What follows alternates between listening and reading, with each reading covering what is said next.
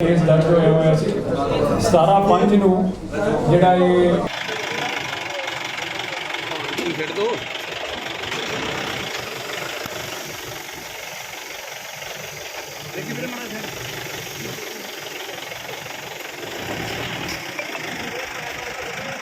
पहला रख देना ठीक है ਪਿੱਛੇ ਨੂੰ ਆ ਜਾਓ ਇਸ ਤਰ੍ਹਾਂ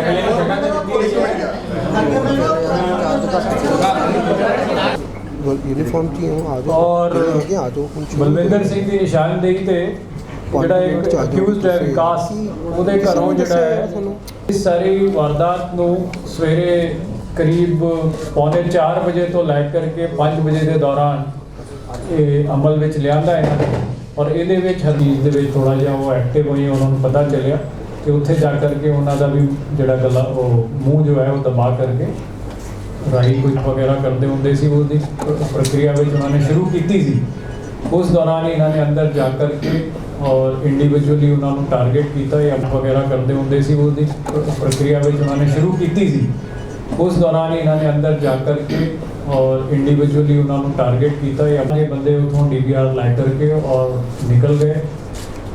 पुलिस टीम वालों लगातार कल पूरे दिन भर जिन्ने क्ल्यूज थी उन्होंने गल करके और फाइनली इस केस को सॉल्व किया गया है। एक बहुत ही अहम केस सी और ये कल अर्ली मॉर्निंग इतला मिली कि एक GTV कॉलोनी के अंदर बुज़ुर्ग जोड़े का मर्डर हो गया है। उसके बाद पुलिस ने जो पता किया कि एक बुज़ुर्ग जोड़ा जो भूपिंदर सिंह और सुष्पिंदर कौर जो रिटायर्ड दंपति थे वो पिछले 8-10 साल से एक स्कूल चला रहे थे करतार कॉन्वेंट जिसमें उन्होंने वालों ये चलाया जा रहा था स्कूल। उन्होंने दोनों का जोड़ा है कत्ल अर्ली मॉर्निंग अणपछाते व्यक्तियों वालों कर दिता गया है।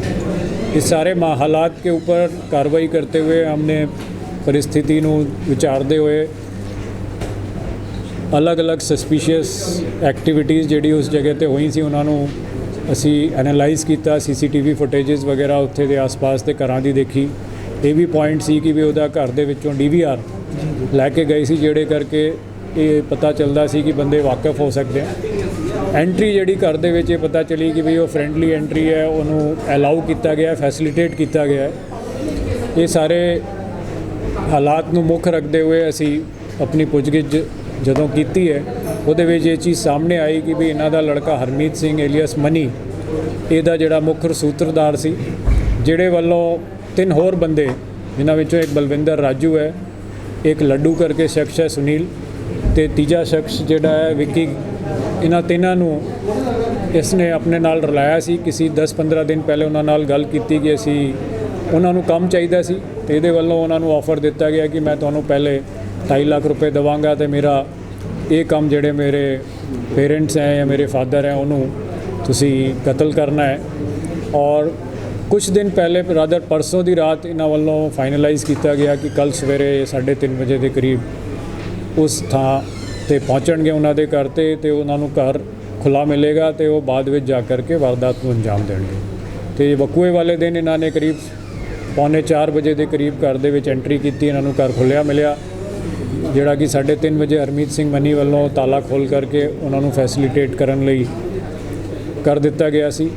तो उसके बाद इन्होंने घंटा वेट किया जो बुजुर्ग दंपति वालों घर खोल दिता गया। इन्होंने अंदर जा करके उन्होंने परने नाल जिहड़ा आप पा करके आए सी गला कोटिया तो जिहड़ी बुजुर्ग लेडी सी उन्होंने तकीए नाल मूँह दबा करके उन्हों का कत्ल कर दिता।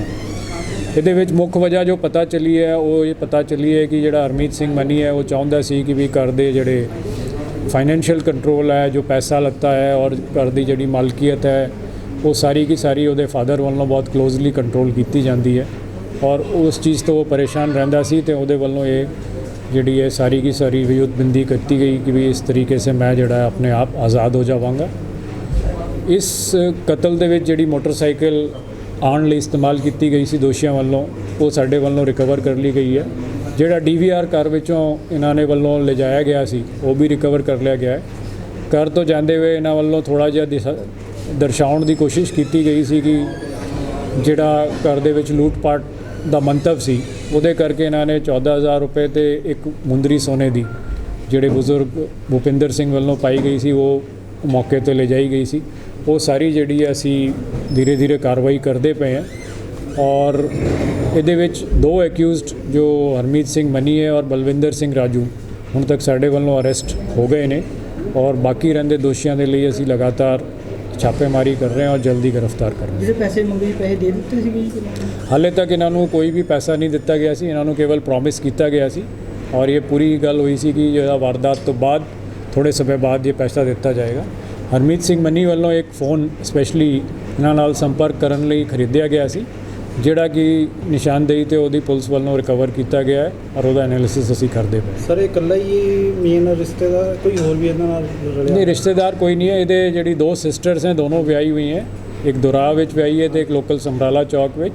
ਤੇ ਇਹ ਇਕੱਲਾ ਜਿਹੜਾ ਹੈ ਪੇਰੈਂਟਸ ਨਾਲ ਪੇਰੈਂਟਸ ਜਿਹੜੇ ਦੇ ਸੈਕੰਡ ਫਲੋਰ ਤੇ ਸੀ ਤੇ ਇਹ ਗਰਾਊਂਡ ਫਲੋਰ ਤੇ ਆਪਣੇ ਬੱਚਿਆਂ ਤੇ ਵਾਈਫ ਨਾਲ ਰਹਿੰਦਾ ਸੀ। ਵਾਈਫ ਨੂੰ ਪਤਾ ਸੀ ਇਹਦੇ ਬਾਰੇ? ਹਾਲੇ ਇਸ ਬਾਰੇ ਪੁੱਛਤਾਛ ਚੱਲ ਰਹੀ ਹੈ। ਅਸੀਂ ਇਸ ਬਾਰੇ ਜੇਕਰ ਹੋਰ ਕੋਈ ਚੀਜ਼ ਇਨਵੋਲਵਮੈਂਟ ਆਵੇਗੀ ਤੇ ਅਸੀਂ ਅੱਗੇ ਕਾਰਵਾਈ ਕਰਾਂਗੇ।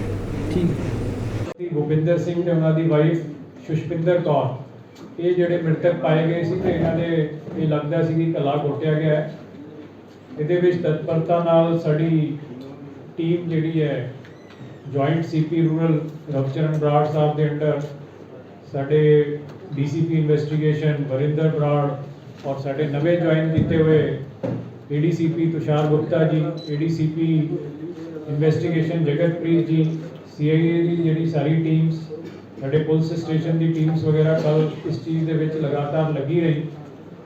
ਇਹ ਮੁਕੱਦਮਾ ਜਿਹੜਾ ਹੈ ਕੱਲ ਅਸੀਂ ਹਰਮੀਤ ਸਿੰਘ ਇਹਨਾਂ ਦਾ ਜਿਹੜਾ ਲੜਕਾ ਕਰੀਬ 40 ਸਾਲ ਉਮਰ ਦਾ ਉਹਦੇ ਬਿਆਨ ਤੇ ਮਰਡਰ ਕੇਸ ਰਜਿਸਟਰ ਕੀਤਾ ਸੀ ਔਰ ਇਹਦੀ ਪੁੱਛਗਿੱਛ ਜਿਹੜੀ ਇਹਦੀ ਕਰੀ ਫਿਰ ਡਿਟੇਲਡ ਇਨਵੈਸਟੀਗੇਸ਼ਨ ਕਰਨ ਤੋਂ ਬਾਅਦ ਜਿਹੜਾ ਹੈ ਸਾਡੇ ਵੱਲੋਂ ਇਹ ਕੇਸ ਜੋ ਹੈ ਇਸ ਨੂੰ ਸੋਲਵ ਕੀਤਾ ਗਿਆ ਔਰ ਇਹਦੇ ਵਿੱਚ ਮੋਟਿਵ ਜੋ ਨਿਕਲਿਆ ਹੈ ਉਹ ਨਿਕਲਿਆ ਹੈ ਕਿ ਵੀ ਜੋ ਲੜਕਾ था ਉਹ ਚਾਹੁੰਦਾ ਸੀ ਕਿ ਵੀ ਉਹਨੂੰ ਜਾਇਦਾਦ ਤੇ ਪੈਸਾ ਜਿਹੜਾ ਹੈ ਉਹ ਨਹੀਂ ਮਿਲ ਰਿਹਾ ਸੀ ਔਰ ਉਹਦੀ ਇੱਛਾ ਸੀ ਕਿ ਉਹਦਾ ਕੰਟਰੋਲ ਉਹਦੇ ਕੋਲ ਹੋਵੇ ਔਰ ਇਸ ਕੜੀ ਦੇ ਵਿੱਚ ਉਹਦੇ ਕੋਲ 3 ਸ਼ਖਸ ਕਿਸੇ ਵੇਲੇ ਨੌਕਰੀ ਲੱਭਣ ਲਈ ਆਏ ਸੀ ਜਿਨ੍ਹਾਂ ਵਿੱਚੋਂ ਇੱਕ ਬਲਵਿੰਦਰ ਸਿੰਘ ਏਲੀਅਸ ਰਾਜੂ ਸਾਡੇ ਵੱਲੋਂ ਅਰੈਸਟ ਕਰ ਲਿਆ ਗਿਆ ਹੈ ਹੁਣ।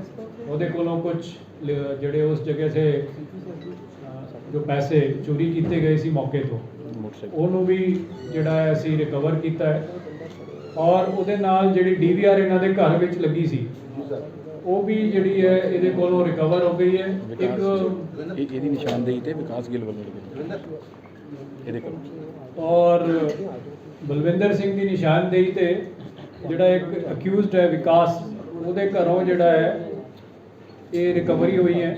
ਇਹਦੇ ਇਲਾਵਾ ਇਹਨਾਂ ਦੇ ਵੱਲੋਂ ਜੋ ਵਰਤੀ ਗਈ ਮੋਟਰਸਾਈਕਲ ਹੈ ਜੋ ਉਸ ਕ੍ਰਾਈਮ ਸੀਨ ਤੱਕ ਜਾਣ ਲਈ ਉਹ ਵੀ ਜਿਹੜੀ ਹੈ ਸਾਡੇ ਵੱਲੋਂ ਰਿਕਵਰ ਕਰ ਲਈ ਗਈ ਹੈ। ਇਹਦੇ ਵਿੱਚ ਦੋ ਜੋ ਮੇਨ ਅਕਿਊਜ਼ਡ ਹੈ ਜਿਹੜਾ ਇਹਨਾਂ ਦਾ ਲੜਕਾ ਹਰਮੀਤ ਸਿੰਘ ਮਨੀ ਤੇ ਬਲਵਿੰਦਰ ਸਿੰਘ ਰਾਜੂ ਇਹ ਦੋਨੋਂ ਜਿਹੜੇ ਨੇ ਅਰੈਸਟ ਹੋ ਗਏ ਨੇ ਤੇ 2 ਬੰਦੇ ਇਹਦੇ ਵਿੱਚ ਹੋਰ ਜਿਹੜੇ ਸ਼ਾਮਿਲ ਪਾਏ ਗਏ ਨੇ ਉਹਨਾਂ ਬਾਰੇ ਅਸੀਂ ਛਾਪਾਮਾਰੀ ਕਰ ਰਹੇ ਹਾਂ ਔਰ ਜਲਦ ਤੋਂ ਜਲਦ ਉਹਨਾਂ ਨੂੰ ਅਰੈਸਟ ਕਰਾਂਗੇ।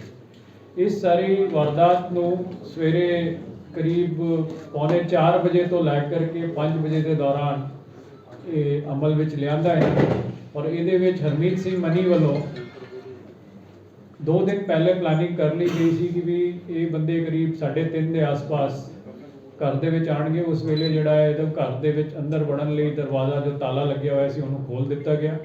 ਇਹ ਬੰਦੇ ਆ ਕਰਕੇ ਟੈਰੇਸ ਤੇ ਪਹਿਲੇ ਚਲੇ ਗਏ, ਉੱਥੇ ਬੈਠੇ ਰਹੇ ਘੰਟਾ ਔਰ ਜਦੋਂ ਬਜ਼ੁਰਗ ਦੰਪਤੀ ਵੱਲੋਂ ਸਵੇਰੇ ਉੱਠ ਕਰਕੇ करीब 4:30 तो थोड़ा बाद अपना जो दरवाज़ा खोल करके और जो अपना वो सवेरे का जो भी अपना वो करते सी नितनाम वगैरह और जोड़ा कोई पाठ वगैरह करते होंगे सी वो प्रक्रिया में उन्होंने शुरू की सी।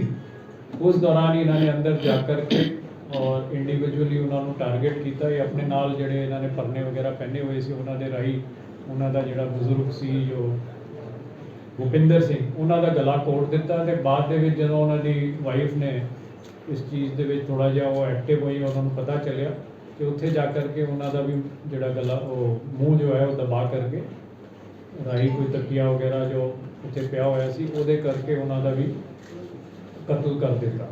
और उसके बाद ये बंदे उतों DVR लै करके और निकल गए। पुलिस टीम वालों लगातार कल पूरे दिन भर जिन्ने क्लूज थी उन्होंने गल करके और फाइनली इस केस को सॉल्व किया गया है। एक बहुत ही अहम केस सी और ये पिछे मुख्य मंतव जोड़ा है वो फैमिली के उन्होंने लड़का सी वो वालों ਜੋ ਇਹ ਜ਼ਮੀਨ ਜਾਇਦਾਦ ਹੈ ਉਹਨੂੰ ਆਪਣੇ ਕਬਜ਼ੇ ਵਿੱਚ ਲੈਣਾ ਤੇ ਜਿਹੜੇ ਇਹਨਾਂ ਦੇ ਪੈਸੇ ਜੋ ਵੀ ਕਿਸੇ ਕਿਸਮ ਦਾ ਵੀ ਜੋ ਐਸੈਟ ਸੀ ਉਹਨਾਂ ਨੂੰ ਆਪਣੇ ਆਪ ਆਪਣਾ ਮਾਲਿਕ ਬਣਨਾ, ਇਹ ਮੇਨ ਮੰਤਵ ਜਿਹੜਾ ਇਹਨਾਂ ਦਾ ਰਿਹਾ ਹੈ।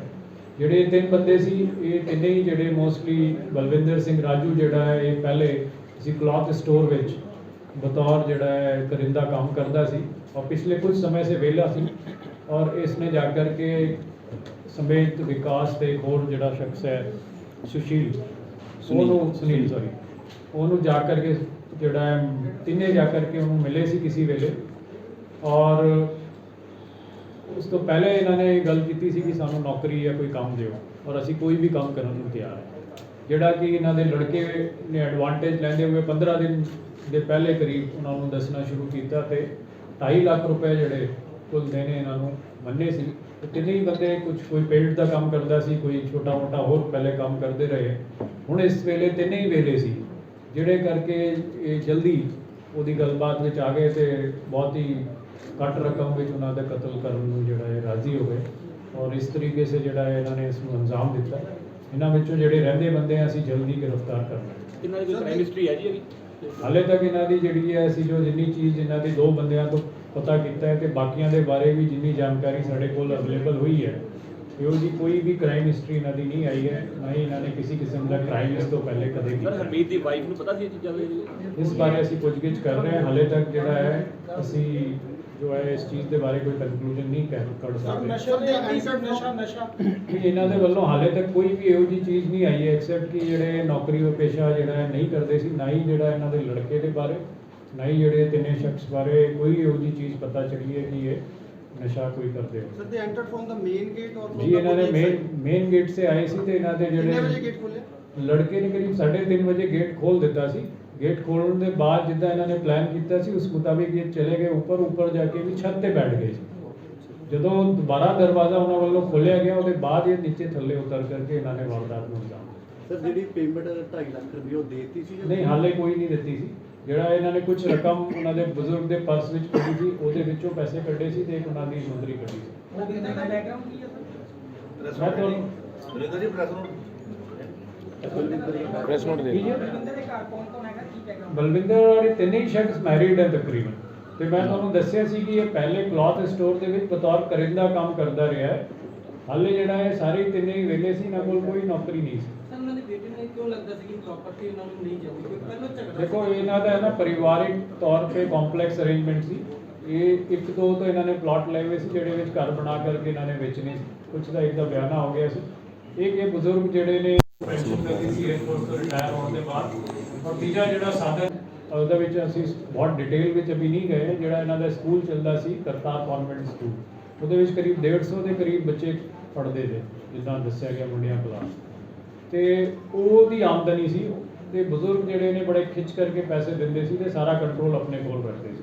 ਤੇ ਇਹੋ ਜਿਹੇ ਹਾਲਾਤ ਦੇ ਵਿੱਚ ਕਰੀਬ ਸ਼ਾਇਦ 10,000 ਰੁਪਏ ਮੁੰਡੇ ਨੂੰ ਮਹੀਨੇ ਦੇ ਤੇ 8,500 ਰੁਪਏ ਉਹਨਾਂ ਦੀ ਨੂੰਹ ਨੂੰ ਮਿਲਦੇ ਸੀ।